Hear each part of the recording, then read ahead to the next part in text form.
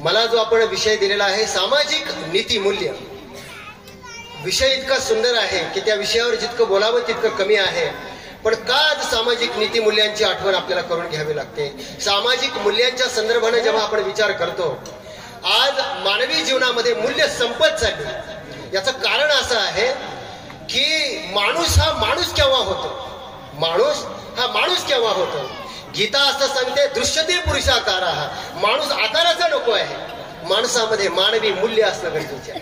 ती मूल्य जर नसेल तर त्याला माणूस म्हणता येणार नाही. एक सांगू का तुम्हाला, नुसती आकाराचीच माणसं जर असतील तर मग माणसासारखी दिसणारी किंवा माणसाच्या जातीची म्हटली तरी चालते, पण ती माणसं आहेत का हे जरा आपल्याला तपासून पाहावं लागेल. मी नेहमी सांगत असतो, त्या मुंबईमध्ये एवढी गर्दी असते, माणसांची काही कमी आहे का? लोक म्हणतील महाराज तुम्ही माणसं नाही असं कसं म्हणता?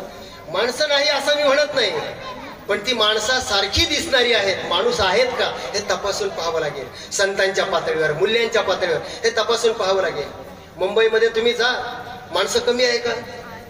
इतकी माणसं आहे की इतकी मुंग्यासारखी गर्दी त्या मुंबईमध्ये की माणसं एकमेकाला घासून जातात. मी तर म्हणतो इतकी गर्दी की त्या मुंबईचं कुत्रं सुद्धा शेपूट हलवताना आडवीने हलवत बरं का, उभे हलवतं का? त्याला विचारलं, म्हटले उगा शेजारच्याला धक्का लागायला. एवढी गर्दी आहे. पण एवढी गर्दी असणारी माणसं जरी असली तरी आम्हाला तपासावं लागेल, त्यांना देव कळतो का, त्यांना धर्म कळतो का, त्यांना शास्त्र कळतं का? ज्याला आई कळत नाही, ज्याला बाप कळत नाही, ज्याला धर्म कळत नाही, ज्याला ज्या समाजात आपण जन्माला आलो त्या समाजाचा आपण काही देणं लागतो, हे ज्याला कळत नाही त्याला माणूस म्हणायचं का? हा मोठा प्रश्न आहे. फक्त आकारानं वाढली हे मी सांगत नाही. कडे विना सोपटी कणसी लागली घनदाटी, काय करावे गोमटी ओ सनगर, सावरी वाढल्या सगळा वरी फळना तू पोकळा. ज्ञानोबराय म्हणतात भरपूर ज्वारी दांडगी आली, पण ज्वारीला जर दाण्याचा पत्ताच नसेल, काय करतात त्या ज्वारीचं? गाव सुंदर आहे, सुशोभित आहे, चांगला दवाखाना आहे, मंदिर आहे, गावाजवळ नदी आहे. पूर्वीच्या काळी लोक गाव वसवताना बरं का नदीच्या काठावर वसवायचे. गाव नदीच्या काठावर वसवायचे का? कारण नदीच्या काठावर शांतता असते, स्थैर्य असतं, समाधान असतं. म्हणून पूर्वीच्या काळी जेवढी गावं तुम्ही बघा ती सगळी गावं ही नदीच्या काठावर आहे. आता लोक नदीच्या काठावर नाही बसत, रोडच्या काठावर. पटकन पळता आलं पाहिजे कोणी, सगळी धावायची गती आहे आपल्यामध्ये. शांतता कोणालाच नको आहे. म्हणून जीवनामध्ये अस्थिरता आहे. का माणसं अस्थिर असेल? आमची परंपरा, आमची संस्कृती, आमचा धर्म आम्हाला हे शिकवतो की बाबा जीवनामध्ये पैसे महत्वाचे नाही असं मी म्हणत नाही. पैसा कमवा, पण पैसा कमवत असताना नीती आणि धर्माचं अधिष्ठान त्याला असलं पाहिजे, मूल्यांचं अधिष्ठान त्याला असलं पाहिजे. पुढच्या दाराने येते ती लक्ष्मी असते, मागच्या दाराने येतो तो पैसा असतो. नीती नियमाने येतो तो पगार असतो, टेबला खालून येतो तो काय म्हणायचं तर हे आम्हाला. आणि एक सांगू का महाराज, माझे गुरु महाराज मला एक वाक्य सांगायचे. ते म्हणायचे की अनीतीनं आणि अधर्मानं, माझं बोलणं नीट आहे का, अनीतीनं आणि अधर्मानं किती जरी पैसा आणि सत्ता संपत्ती तुम्ही कमावली तरी अनीतीनं आणि अधर्माने कमावलेला पैसा, सत्ता, संपत्ती म्हणजे ही प्रेतावरची फुलं आहे जी तुम्हाला हसूही देत नाही आणि रडूही देत नाही, कधीच रडू देत नाही. याचं कारण आहे तर तुम्ही बघा, एखादा माणूस इतका श्रीमंत होतो 10 साखर कारखान्याचे शेअर्स विकत घेऊ शकेल, पण डॉक्टर सांगतात चिमूटभर साखर सुद्धा खायची का? डायबिटीज. काही माणसं इतकी श्रीमंत होतात 10 लाखाची नाही 50 लाखाची गाडी घेते, पण डॉक्टर सांगतात मूळव्याध झालाय, झोपून प्रवास करा. काय करायचं त्या सुखाचं?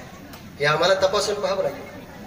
अहो तुम्ही 10 नाही 1 लाखाची गादी घ्या, पण डॉक्टर सांगतील मनक्यात घ्या पाय, चटई टाकून झोपा. सुख मोजायचं कुठे? जीवनामध्ये सुख आणि समाधानाकरता संतांच्या विचाराकडेच तुम्हाला यावं लागेल, संतांच्या मूल्यांचीच जोपासना करावी लागेल. जी जीवन मूल्यावर मी बोलतोय ती मूल्य तुम्हाला सांगतो.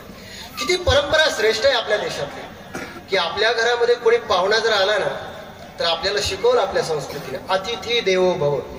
आपण त्या पाट्या पुसून टाकल्या, अतिथी देवो भव. काय लिहिलं घरावर? घराच्या बाहेर पाट्या लावल्या, कुत्र्यापासून सावधान लावल्या की नाही? आमच्या घरी कुत्रं खराब आहे, येऊच नका, पाहुणे यायचं कामच ठेवलं नाही आपण. कधी कधी गमतीनं सांगतो, पाहुणचार करण्याकरता किंवा कोणाचा सन्मान करण्याकरता पैसा लागत नाही बरं का. फुकटचं पाणी पाजायला काय पैसे लागतात का? चांगलं बोलायला पैसे लागतात का? आता हे चांगलं बोलायचं हे पण आम्ही शिकवायचं का व्याख्यानातून? हे व्याख्यान शिकवण्याचे विषय आहे, हे चांगलं बोला नाही. कॅन्सर झालेल्या माणसाला भेटायला जातात काही लोक. माणसाला बोलावं कसं ही मूल्य आहे बरं का.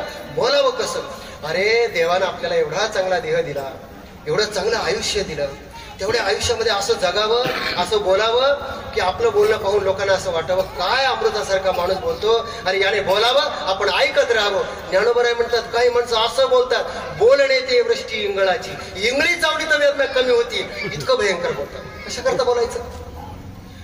आपण जर एखाद्याला म्हटलं खरं त्याच्या घरी जाऊन आपण पाणी पिण्याकरता, चहा पिण्याकरता, तो म्हणतो महाराज मरून जाईल, त्याच्या घरी पाणी पिण्याकरता जाणार. का जात नाही लोक? इतकं वाईट आणि कठोर माणसं बोलतात. माणसानं कसं बोललं पाहिजे. मूल्य आहे ही साच आणि मवाळ, मितले आणि रसाळ, शब्द जैसे कल्लोळ अमृताचे, अमृतासारखं बोललं पाहिजे. आजारी माणसाला भेटायला जर गेले ना माणसं, त्याला कॅन्सर झालेला असावा, 2 किलो सफरचंद देतात, 2 किलो सफरचंद देतात, चांगली गोष्ट आहे. पण सफरचंद जरी नेले, नको नेऊ सफरचंद, पण कमीत कमी त्याच्याशी चांगलं बोल. सफरचंद देतात, कॅन्सर झालेल्या माणसाला भेटायला जातात, पण किती गोड बोलावं माणसानं, पण त्याला काय म्हणतात माहितीये का? काय सांगावं तुम्हाला दादा हो, आमच्या गावात 10 लोकांना कॅन्सर झाला, एकही चांगला नाही, हाल हाल करून मेले, म्हणजे तो उद्या मारायचा आजच मरेल. चांगलं बोला ना, त्याला जगावं वाटलं पाहिजे. ही मूल्य आहे जीवनातली. आपल्याला बघून लोक जर रस्ता बदलवत असतील, आपल्याला बघून माणसं जर घरात यायचं टाळत असतील, तर आपण समजावं की आपलं जीवन चुकतं आहे, आपली जीवनाची पद्धत चुकते आहे.